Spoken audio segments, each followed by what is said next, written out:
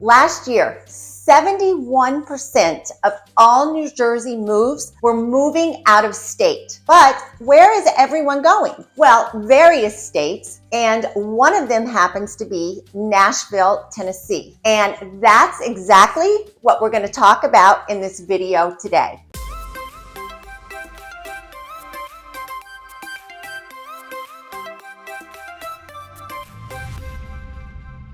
Hi, I'm Melissa DeSantis, and welcome back to my channel, Monmouth Redefined. If you want to keep up to date with our local area, please make sure you tap the bell and hit the subscribe button so you're notified each time I post a new video. Looking at the recent data, it's very interesting to me to see that New Jersey is consistently in the top for outbound moves. And while I love living here, I do understand why some would consider making the move, especially those who are either retired or looking to retire. Property taxes here are very high, and a lot of that money goes towards the school system. So if you don't have children in the public school systems anymore, it just may not make sense for you to live here and continue to pay such high property taxes. Other reasons cited are New Jerseyans are looking for warmer climates, states with less dense populations, and many just feel our state is over-regulated. So if you are one of those considering leaving the Garden State, I'm going to give you some inside information into moving to and living in the Nashville area. This way, you can decide if it's the right place for you.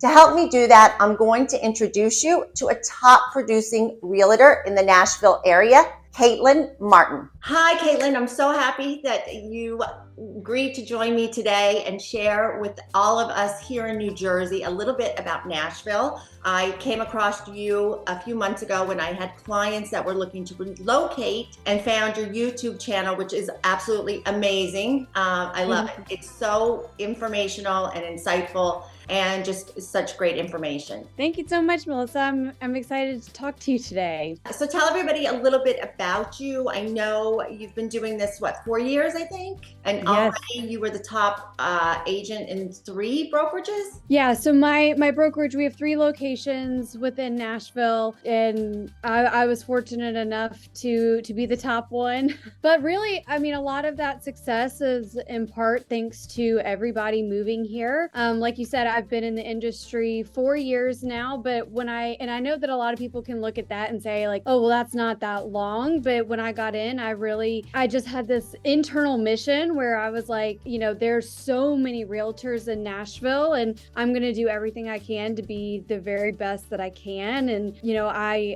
kind of noticed shortly after the pandemic onset that people were moving here. And so I just tried to be and create content around just being the biggest resource I could in terms of, you know, people looking for information when they were looking to move here. So many people are relocating there. Where are you seeing everybody come from? We're kind of seeing them coming from a little bit of all over. We know Chicago or the Illinois area outside of Chicago is really, really big for us, as well as New York City and surrounding areas. We see people even coming from New Jersey. And then LA, Orange County area, we're seeing more people come from there. I've actually also seen a good number of people coming from Washington State, like around the Seattle area. So we're kind of seeing people from both ends of the country coming here. What would you say is like the biggest thing once they get there that they need to get used to? The one that I really hear all the time is bugs. Especially people from the West Coast, they talk about all these bugs that we have, and that's one of the big ones I hear.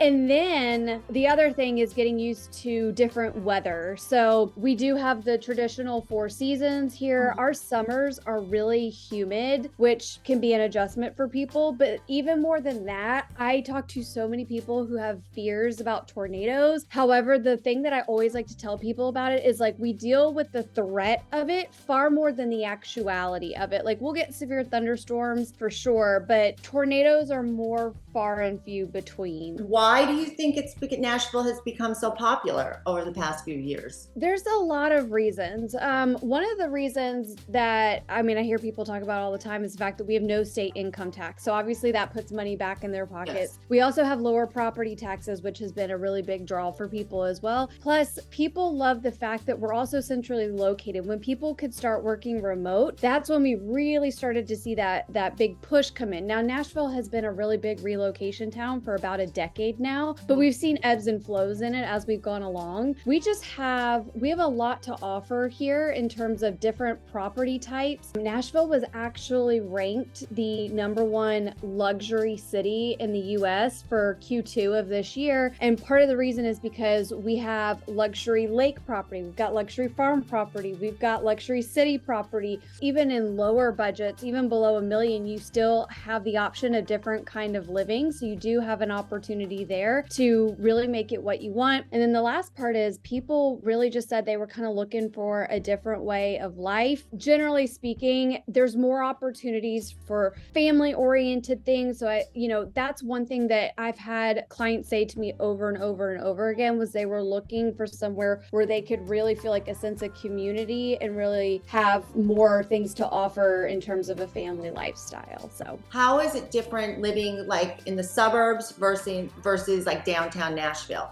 City living, if you are living right around downtown Nashville, you can get a fantastic property with so much walkability. And there's so much to do in Nashville. Like, we are known for our honky tonks, the nightlife that comes with that. And you can absolutely enjoy it. But the really great thing is like Nashville has become a bigger food city. So there is the option to like one night go out, like enjoy a great new restaurant because so many of them are popping up all the time. And then you can go enjoy like rooftop drinks. Like, you don't have to go to the rowdy honky tonks. So you get to enjoy things like that. Now, it's not to say that if you live in the suburbs, you can't drive into Nashville and enjoy any of that. You absolutely can. But the suburbs are going to offer a little bit of a different flair. I mean, one of the things about Franklin, which is one of my niche locations, is like you can go enjoy a night like strolling the streets. They have a lot of festivals down there. So you have the opportunity to kind of enjoy the festival, maybe go to dinner. There's a lot of walking trails. So it's like, again, you kind of have a little bit more of like in the action in Nashville, whereas like the suburbs are going to offer you just a little bit, of a different atmosphere. Yeah. And would you say more like singles live in Nashville downtown versus the suburbs? Or I mean, I think it lends itself to that way for sure. However, I have seen a fair number of people who maybe they have kids that go to school here, because we do have a couple of universities here. So we may have families that actually buy condos because they want to be close to the kids when they come in for the weekend. So we have seen people who are either like downsizing, using it as a weekend place. But I mean, it's certainly, or it could be for, singles or couples who just, kind of want that low maintenance lifestyle that a condo has to offer versus having like a yard to take care of in a suburb. So I guess, Lynn, that brings us really to like the cost of living and prices of homes and everything. So I guess what would a 4-bedroom single family home go for? Okay, so I'm going to give you 2 stats. So we can give Nashville, which again, the heart of Nashville, that actually falls inside of Davidson County. Okay. Right below Davidson is where Williamson County is, which is where Franklin is. And again,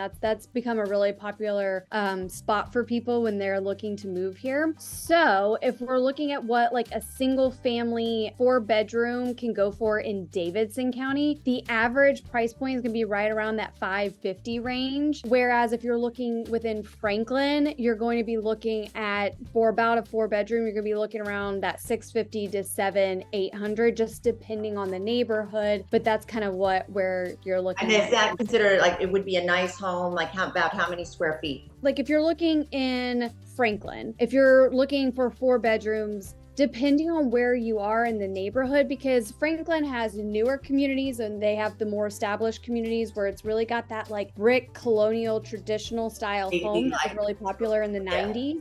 A home like that, you're looking around that $650 range. You're going to be looking at about 23 to 27, 2,800 square feet. Whereas, if you get higher in the square footage, that's when you start to see, you're hitting 7s, you're hitting 8s. And Franklin can scale up well over $1 million, just depending on the neighborhood. Even in Nashville, I mean, for that 550 that you're looking at, that depending on what part of town, I mean, you could be looking anywhere from 2,000 square feet to 3,000 square feet, just depending on where it is. And what about the property taxes on a house like that? On a house that's about 550, you are going to be looking at, I believe it's 5,000 in property taxes. But if you're looking at Williamson County, even on $1 million price point in Franklin, you're looking at about 5,500 in property taxes. Condos in Davidson can range anywhere from 200,000 up to 4.8 million. Now, if you're sitting on the lower end, again, you're looking anywhere from like 24 to 2,700 in property taxes on those properties. Of course, obviously, the higher you go, the more the property taxes. And then in Franklin, condos are going to range more between 300 and like 450, 460. So we have a couple of master planned communities, and in those neighborhoods, if you get a condo, those will scale from like 8 to over $1 million, but they're, you know, decked out to the nines.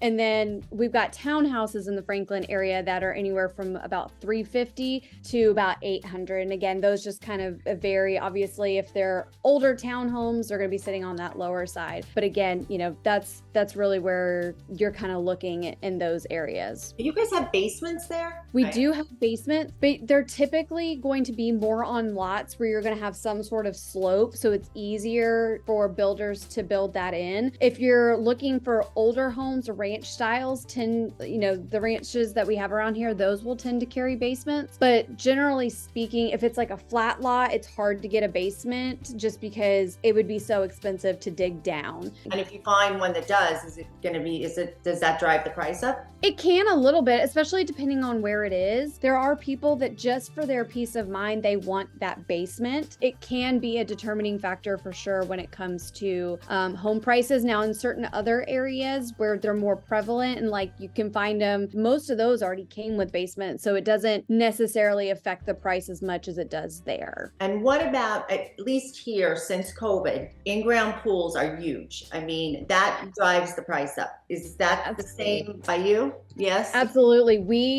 All the public pools were closed, especially that first summer. And so the demand on pools shot through the roof. We've seen the demand lessen a little bit since then. However, like if you've got a pool, that's a huge factor now so that people just have it. They don't have to worry about it. Plus, I always tell people with our hot, humid summers, you're going to want to be near a body of water somehow, whether it's your own pool, a neighborhood pool, getting on the lake, something, because the peak of our humidity, you can barely go outside without dying. Yep. I guess to wrap it up, if anybody in New Jersey or anywhere was to consider moving to Nashville, what else would you want to share with them? What would you tell them to do? Of course, reach out to you with more questions, but what else would you like to share? Obviously, first talking to them, figuring out what their goals are, why they're coming, what their timeline looks like. And then if they have the ability to explore the area, kind of do that boots on the ground research. And what's the best way if someone wants to reach out to you? How should they contact you? I'll put everything in the link below. Email is generally the best way initially. And from there, we can get a Zoom call set up and then we just take it from there. That's typically the easiest way to get the process started. Thank you so much, Caitlin. It Absolutely, was Melissa. Thank you. Okay. I hope this video gave you some insight